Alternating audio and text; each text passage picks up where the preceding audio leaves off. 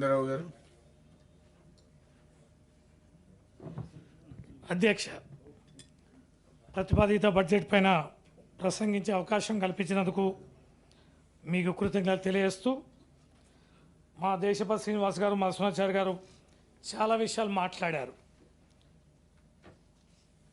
ఆత్మస్థుతి పరనింద పైన మా మసనాచారి గారు మాట్లాడితే కోపానికి వచ్చిన అధికార పక్ష సభ్యులు జీవన్ రెడ్డి గారు గంట సేపు మాట్లాడినారు. అధ్యక్ష, బడ్జెట్ కాపీలో ఏదైతే సగం పరనింద ఉంది, సగం ఆత్మస్థుతి ఉందని చెప్తే వారి గంట సేపు ఉపన్యాసంలో కూడా, ప్రసంగంలో కూడా అదే కనిపించింది. అధ్యక్ష, మరి జీవన్ రెడ్డి గారు లేరు, కానీ ఉమ్మడి రాష్ట్రంలో అధ్యక్ష 13లో కేవలం 1,60,000 మాత్రమే బడ్జెట్ ఉండేది. తెలంగాణ రాష్ట్రం ఏర్పడ్డాక మొదటి బడ్జెట్ 1,00,000 కోట్ల. అధ్యక్ష, ఇవాళ 2,91,000 కోట్లకి ఇవాళ బడ్జెట్ వచ్చింది. ఇక తలసరి ఆదాయం పర్సంటేజ్ చెప్పారు మన వాళ్ళు, ఇక నేను చెప్పాను అది స్థూల ఉత్పత్తి చెప్పారు. 1,20,20,00,000 నుంచి 4 కోట్ల మెట్రిక్ టన్లకి పంటకు సంబంధించి, కరెంటుకు సంబంధించి, సాగునీరు సంబంధించి ఇన్ని చెప్పినా కూడా బడ్జెట్ 70 పేజీలలో ఏ పేజీలో చూసినా తిట్టుడు గత ప్రభుత్వాన్ని. జనరల్గా బడ్జెట్ అంటే ఎట్లుంటుంది అధ్యక్ష? అధికార పార్టీ ఎంత గొప్పగా రాసుకోవాలి, ఎంత అద్భుతంగా రాసుకోవాలి, తమ కళలు, తమ ఆకాంక్ష, తమ మార్పు, తన నమ్మినందుకు, ఓట్లేసినందుకు ప్రజలు మెప్పించాల్సిన దాన్ని తిట్టి తిట్టి తిట్టి తిట్టి ఎన్నికల ముందు తిట్టి ఏ రకంగానైతే అధికారంలోకి వచ్చిర్రో ఇప్పుడు కూడా గదే మాట్లాడితే ఎట్లా అధ్యక్ష? ఇంతకుముందు నేను బయట మనం కూర్చున్నప్పుడు టీవీలో చూసిన సీఎం గారు మాట్లాడతాను, గొర్రెలు ఇయ్యరా, మరి చీరలు ఇయ్యరా అని మాట్లాడుతుంటే, ఎస్ గొర్రెలు ఇస్తాం, దానిపైన గతంలో ఉన్న గొర్రెల పైన విచారణ కమిటీ వేస్తాం, సవాల్ విసురుతున్నా, మీరు సిద్ధమా? అలా ఎంత అవినీతి జరిగిందో, బతుకమ్మల చీరలు ఇవ్వవా అంటే ఎస్ విచారణకు సిద్ధమా? అలా అవినీతి జరిగిందని. అరే కరెంట్ అప్పుడు ఇచ్చినాం మంచిగా, కరెంట్ ఇవ్వండి అని అంటే కరెంటు మీదే విచారణ కమిషన్ ఇస్తుంది. అది సాగునీరు నింపండే బాబు, సాగునీరు ఇవ్వండి అంటే సాగునీరు సంబంధించి కూడా ఒక కమిషన్ ఇస్తుంది. ఏం చెప్తారు అధ్యక్ష? ఇక జీవన్ రెడ్డి గారు ఎట్లా మాట్లాడిన అధ్యక్ష అంటే, అబ్బా తుమ్మిడి ఎత్తి దగ్గర కనుక గింత డ్యామ్ కడితే చక్కగా మడవతో తంతి వచ్చి ఎల్లంపల్లిలో పడు అని అన్నాడు. ఒక్క శ్రీరామ్ సాగర్ కట్టిన అధ్యక్ష వాళ్ళు మొత్తం 50 ఏళ్ళు పరిపాలించారు. ఒక్క ఏడాది కాదు, 2 ఏళ్ళు కాదు, తెలుగుదేశం పరిపాలన తీస్తే 50 ఏళ్ళు పరిపాలించిన వీరు ఒక్క ఎస్ఆర్ఎస్పి కట్టి ఎక్కడ వెన్నవరం మైబాద్ జిల్లా అక్కడి వరకు కాలువలు తవ్వితే 35 నా చిన్న పని చూస్తాను అధ్యక్ష. కాలువలు తవ్విర్రు, కానీ నీళ్ళు మాత్రం ఎన్నడు రాలే. సర్కార్ తుమ్మలు మొలిసినాయి. మధ్యన ఏం కట్టిరు అధ్యక్ష? ఒక ఎల్ఎండి కట్టిరు, మిడ్ మానేర్ కట్టిరు, అది పూర్తి చేయలే. ఎల్లంపల్లి కట్టిరు, అది పూర్తి చేయలే. మిడ్ మానేర్ ఎల్ఎండిలకి నీళ్ళు ఎట్లొచ్చేది అధ్యక్ష? చెప్తా ప్రభాకర్ అన్న, వినన్నా ఎస్ఆర్ఎస్పి సార్ 15 రోజులు నెల రోజులో ఆ గోదావరిలో వరద వస్తుంది అధ్యక్ష. ఆ వరద వచ్చినప్పుడు గబగబా నీళ్లు రిజర్వాయర్లో నింపుకోవాలి. కట్టింది ఒక ఎల్ఎండి, 3 నెలలు కంటిన్యూషన్గా నీళ్లు వస్తే తప్ప ఆ ఎల్ఎండి నిండదు. ఇంత కాలం తవ్వి 3 నెలలు గోదావరి రాదు, మీరు అక్కడ ఒక ఎల్ఎండి చేస్తుంది. మిడ్ మానేర్ పూర్తి చేయలే. ఎప్పుడు పూర్తి అయిందో మీకు ఎరికే. ఎల్లంపల్లి అనడం నింపిర్రా, ఎల్లంపల్లిలో స్టోర్ చేసిర్రా. ఇక వీళ్ళు తుమ్మిడి ఎట్టంటారు అధ్యక్ష? ఫడ్నవీస్ గారి దగ్గర పోయి బిర్యానీ తిన్నారని మన సభ్యులు, గౌరవ అధికార పక్ష సభ్యులు ఒక ఆరోపణ చేశాం. మేము విన్నామా అధ్యక్ష? ఆ రోజు ఏమన్నారు ఆయనే?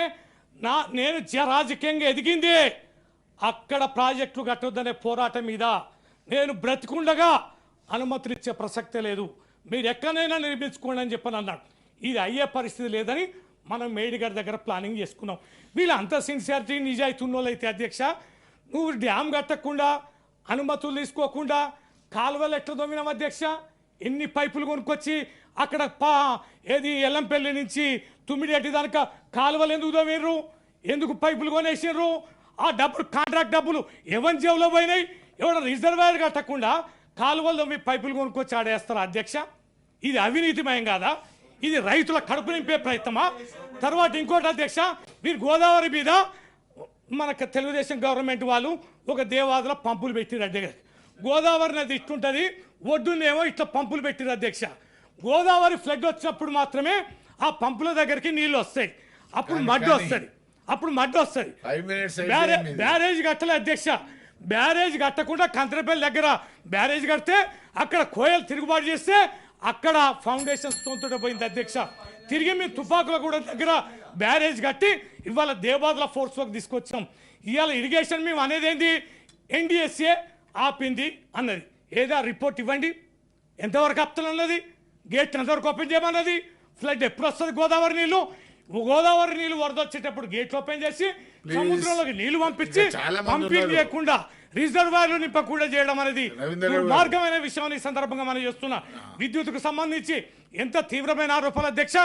50 ఏళ్లలో చీకటమయం చేసిరు, 50 ఏళ్లలో మోటార్లు తగలబెట్టిరు, 50 ఏళ్లలో సబ్ స్టేషన్ నిర్మించలే, 50 ఏళ్ళ రైతు గోస పుచ్చుకున్న మీరు వాగులలో చెక్ డ్యాములు కట్టలే, చెరువుల నిర్మాణం చేయలే, ఎక్కడ వర్షం పడ్డ నీళ్లు నిల్వ చేసుకునే పరిస్థితి రాలే. మిషన్ కాకతీయ ద్వారా ఎన్ని చెరువుల నిర్మాణం చేశాం, ఎన్ని వాగుల మీద చెక్ డ్యాములు కట్టిన పోయి మీరు చూడండి. పట్ట ప్రతి నీటి చుక్కని ఇవాళ భూమిపైన నిలుపుకోగలుగుతున్నాం. అందుకనే బావులు, అందుకనే బోర్లు పుష్కలంగా నడుస్తున్నాయి, అందుకనే మోటార్లు నడుస్తున్నాయి. ఒక్క మోటార్ కాలే, ఆ జనరేటర్ లేవు, కన్వర్టర్ లేవు, పరిశ్రమలు మూసుకున్నారు, హాలిడేస్ ఇచ్చుకున్నారు, కాపాలిడేస్ ఇచ్చుకున్నారు. విద్యుత్ రంగంగా దౌర్భాగ్య స్థితిలో మీరు ఏ రకంగా ప్రజల గురించి ఆలోచిస్తారు, ప్రజాపాలన చేస్తున్నారు. ఒక్క హామీనన్నా అధ్యక్ష, ఒకటే కన్క్లూజన్కి వస్తాను. మీరు అన్నది ఉద్యమకారులను కూడా మోసం చేస్తారు కదయ్యా. 250 గజాలు ఇస్తానని, 250 గజాలు ఇస్తానని, పెన్షన్ ఇస్తానని, అమరవీరులకు ఇస్తామని, అరే ఎక్కడ ఇస్తున్నాయి బాబు 2500 మహిళలను ఓడగొట్టింది కదా, బోనస్ ఇయ్యలే కదా, సందర్భం అనేది ఎక్కడ లేదు, బోగస్ ఒక డ్రామా. మీ ప్లీజ్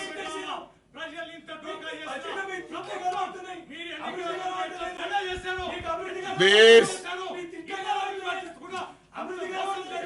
రవీంద్రరావు గారు, రవీంద్రరావు గారు, ఎక్కడ కుండ కనిపించలే, ఎక్కడ బిందె కనిపించలే, ఎక్కడ మంచినీళ్ళ గుర్చి అడగలే. మీరు మంచినీటి బస్సు మిషన్ భగీరథను ఇలా తప్పుడు ప్రాజెక్ట్ కింద మీరు చిత్రీకరిస్తారా? ఒక్కసారి బయటి, ఒక్కసారి పోండి. వాణి గారు ప్లీజ్, మైక్ బంద్ చేసినా కానీ ఆయన వాయిస్ పెద్దగా ఉంది. Go to please. వాణి గారు చెప్పండి. మంత్రి గారు ఒక్క నిమిషం అమ్మా ప్లీజ్.